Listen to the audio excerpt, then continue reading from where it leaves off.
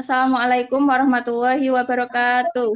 Waalaikumsalam Waalaikumsalam warahmatullahi warahmatullahi wabarakatuh. wabarakatuh. Kami dari kelompok 3 kelas F PPG PGSD UGRIS angkatan 2022 gelombang 1 akan mempresentasikan perencanaan dan pengembangan kurikulum dengan anggota kelompok kami yang pertama Widiana Astuti, kemudian Isnaini Lutfiana Dewi, kemudian Novayati, kemudian Nur Rahmawati, kemudian Reza Aldi Ferdiansyah, kemudian Risma Abdullah, dan Siki Rokayah. Yang pertama akan saya presentasikan sendiri.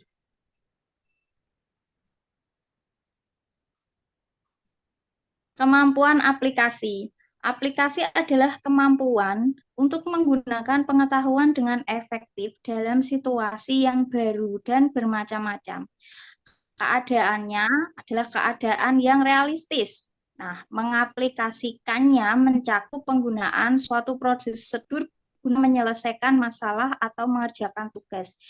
Yang pertama, menjalankan atau mengeksekusi yaitu menjalankan suatu prosedur rutin yang telah dipelajari sebelumnya. Istilah lainnya adalah untuk menjalankan atau melakukan carrying out. Yang kedua, mengimplementasikan atau implementing, yaitu memilih dan menggunakan prosedur yang sesuai untuk menyelesaikan tugas yang baru. Istilah lain untuk implementasi ini adalah menggunakan atau using. Kemudian akan dilanjutkan oleh teman-teman saya.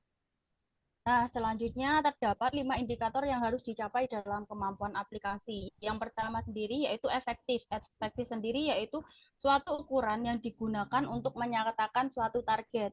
Melihat dan menyatakan beberapa besar sebuah target telah dicapai. Target di sini menjelaskan mengenai kuantitas, kualitas, serta waktu. Jika target yang dicapai memiliki persentase yang besar, maka efektivitasnya juga akan besar dan sebaliknya. Kemudian yang kedua yaitu efisien. Efisien sendiri merupakan suatu ketepatan cara, di mana cara yang dimaksud adalah sebuah usaha atau kerja untuk menjalankan sesuatu, namun tanpa harus membuang tenaga, waktu, dan biaya. Nah, kemudian yang terakhir fasih. Fasih sendiri dapat dikelompokkan menjadi 3, yaitu fasih dalam kata, fasih dalam kalimat, dan fasih dalam pembicaraan bahasa. Kefasihan dalam membaca dapat diartikan sebagai kemampuan membaca teks dengan mudah, cepat, dan ekspresif, tanpa banyak usaha, dan dengan sedikit kesulitan dapat memahami arti atau makna dari teks yang dibaca. Selanjutnya, Baik, selanjutnya ada 5 indikator yang harus dicapai dalam kemampuan aplikasi. Nah, ini yang indikator yang keempat ada adaptif, merupakan proses pembelajaran dengan menyesuaikan kondisi, kebutuhan, dan lingkungan siswa sehingga terjadi penguasaan pengetahuan, sikap, dan keterampilan. Dengan menggunakan metode pembelajaran adaptif di sekolah, maka akan mempermudah peserta didik dalam memahami, mengerti, dan melakukan segala kegiatan dengan aktif dan sesuai kebutuhan peserta didik. Kemudian indikator yang kelima ada anggun. Anggun dapat diartikan sebagai apik dan berwibawa. Pembelajaran yang anggun dapat dikaitkan dengan pembelajaran yang menyenangkan dan menarik. Adanya hubungan yang baik antara guru dan siswa tanpa ada perasaan terpaksa atau tertekan. Dalam pembelajaran juga terdapat cerita, nyanyian, tantangan, dan rasa ingin tahu siswa. Selanjutnya, Kemampuan pengetahuan diri. Self-awareness atau kesadaran diri merupakan salah satu kemampuan seseorang dalam memahami perasaan, pikiran, serta evaluasi diri. Sehingga hal itu akan membantu seseorang dalam memahami kekuatan, kelemahan, dorongan, hingga nilai yang ada dalam dirinya sendiri dan juga orang lain.